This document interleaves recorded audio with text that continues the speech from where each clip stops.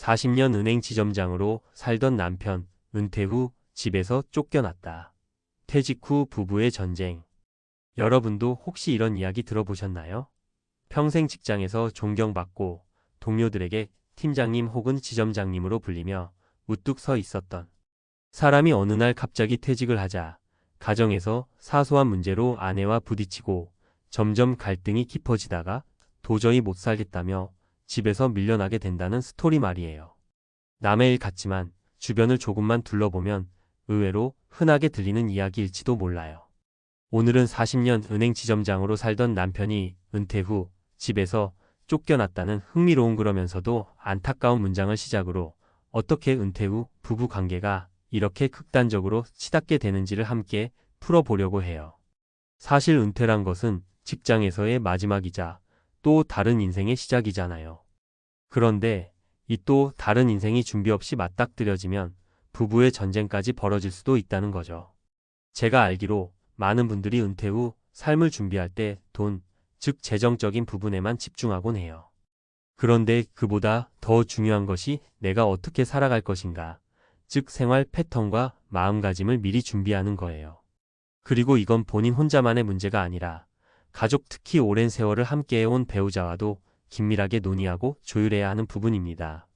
지금부터 은퇴 후 부부 갈등이 왜 생기는지, 그리고 어떻게 하면 이런 갈등을 미연에 방지할 수 있는지 3가지 사례를 들어 구어체로 풀어볼게요. 혹시나 지금 막 은퇴 준비를 하고 있거나 배우자가 은퇴를 앞두고 있어서 고민이 많으시다면 함께 공감하면서 읽어봐 주세요. 일 퇴직하자마자 집에만 있는 남편, 답답해하는 아내의 속내. 사례 1, 단칸방에 갇힌 기분이야. 가끔 들리는 이야기 중에 남편이 직장 그만두고 은퇴하자마자 집에서 TV만 보거나 휴대폰 게임에 매달려 있는 경우가 있어요. 일도 안 하고 집안일도 딱히 하지 않고 아내가 바라는 도움은 전혀 주지 않는 거예요. 아내 입장에서는 아니, 지금까지 회사 생활하느라 나 몰라라 했던 건 그렇다 쳐도 이제는 시간이 많아졌으면 좀 가족을 위해서 움직여주는 게 맞지 않나? 하고 생각하게 되죠. 그런데 정작 남편은요, 서운함이 있대요. 내가 40년 동안 직장에서 고생을 했으면 좀 편하게 쉴 수 있는 거 아니냐는 거예요. 그래서 갈등이 시작되는 거예요.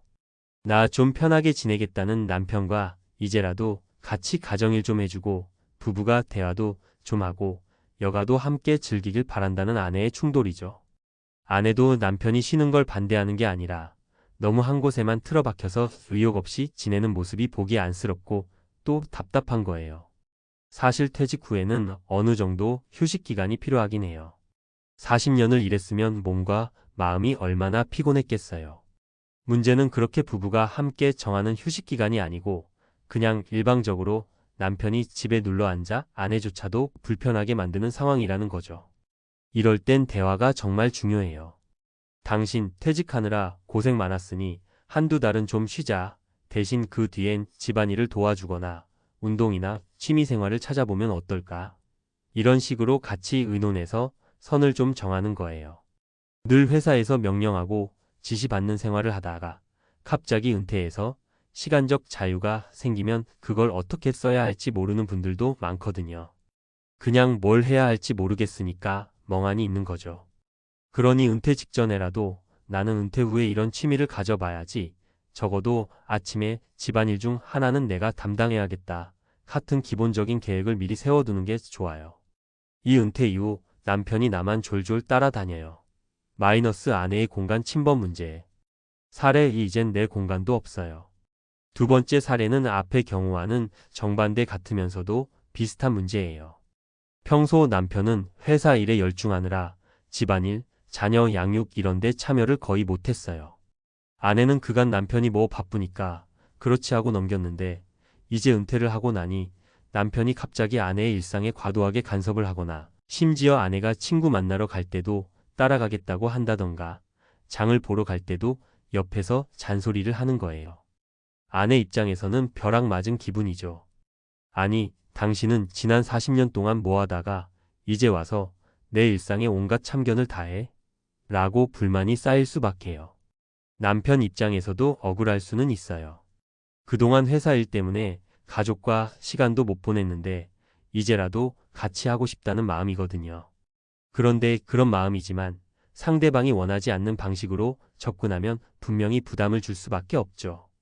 그래서 많이 듣는 이야기가 남편이 퇴직하자마자 아내를 따라다니면서 나는 뭐 하면 좋을까? 같이 어디 갈까? 하고 물어대니 너무 숨 막힌다예요. 아내는 아내대로 가정 내에서 자신만의 루틴이 있었는데 남편이 갑자기 그 궤도에 불쑥 들어오니 서로 충돌이 생기는 거예요. 이 문제도 결국 은퇴 전에 부부가 은퇴하면 하루 일과를 어떻게 보낼까를 미리 협의해야 해결돼요. 남편이 아내에게 어떻게 참여하고 또 어떻게 거리를 둘지를 구체적으로 의논하는 시간이 반드시 필요하죠. 예를 들어 매주 수요일은 내가 장을 봐올게. 그리고 목요일엔 내가 친구들 만나고 올게. 당신도 부담 없이 자기 할 일을 해. 이런 식으로 역할을 구분하고 서로 개인 시간과 공간을 존중해주는 거예요.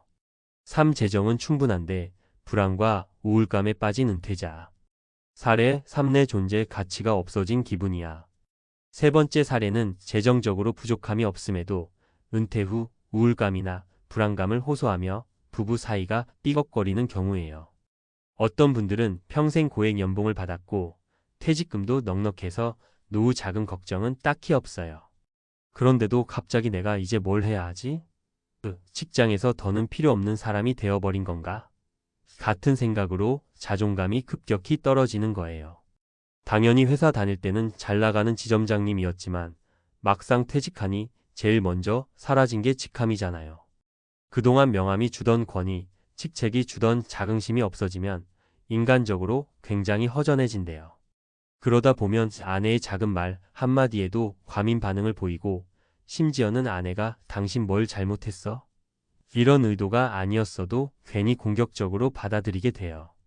그러면 부부 싸움이 잦아지고 상대방 입장에서는 왜 이렇게 사소한 일에 예민해졌지? 하고 당혹스러워지는 거예요.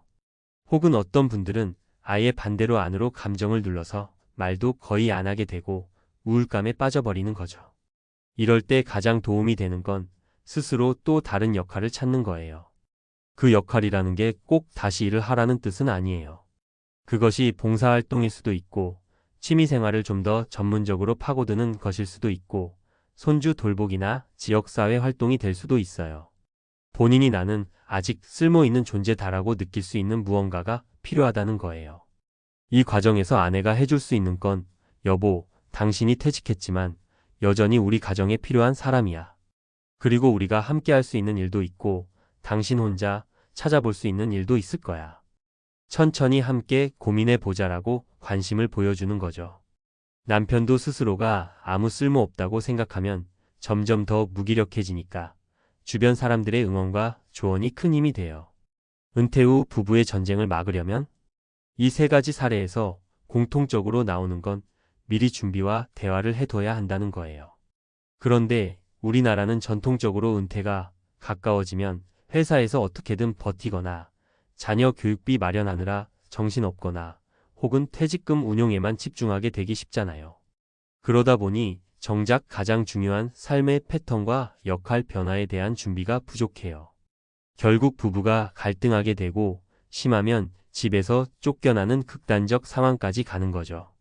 만약 여러분이 이제 곧 은퇴를 앞두고 있거나 혹은 배우자가 퇴직을 준비하고 있다면 꼭 미리 서로가 원하는 은퇴 후 삶의 그림을 그려보시길 권장해요. 아침에 일어나서 누가 뭘 할 건지, 점심은 같이 먹을 건지, 취미 활동은 어떻게 나눌지, 역할 분담은 어떻게 할 건지 등등. 처음엔 좀 거창해 보이지만 막상 해보면 서로의 마음을 확인할 수 있고 훨씬 관계가 부드러워져요. 그리고 때로는 혼자만의 시간이 중요하다는 점도 서로 인정해줘야 해요. 부부가 24시간 붙어 다니야 보면 오히려 관계가 망가지는 경우가 많아요. 결혼 생활 수십 년 동안 각자 회사로 출근하면서 자연스럽게 생겼던 거리감이 사라지니까 이 거리감을 어떻게 유지하고 조절해야 하는지를 몰라서 갈등이 생기는 거예요. 은퇴 후에도 어느 정도는 서로 독립적인 생활을 보장해 주면서 동시에 함께하는 시간을 정해서 균형을 맞추는 게 좋아요. 마무리하며 어쩌면 40년 은행 지점장으로 살던 남편, 은퇴 후 집에서 쫓겨났다. 퇴직 후 부부의 전쟁이라는 문장은 꽤 자극적으로 들리겠지만 실제로 크게 다르지 않은 갈등 사례들이 우리 주변에 많아요. 직장에서의 역할을 그만두고 나면 가정과 나 자신을 대하는 태도도 자연스럽게 변해야 하는데 그 과정을 쉽게 넘겨버리는 바람에 문제로 표출되는 거죠. 그러나 두려워할 필요는 없어요.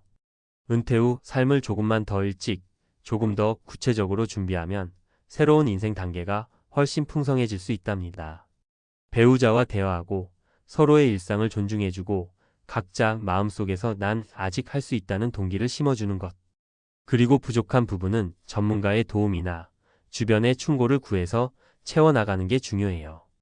이미 은퇴하신 분이라면 지금이라도 시작해보세요. 지금까지 뭘 잘못했지?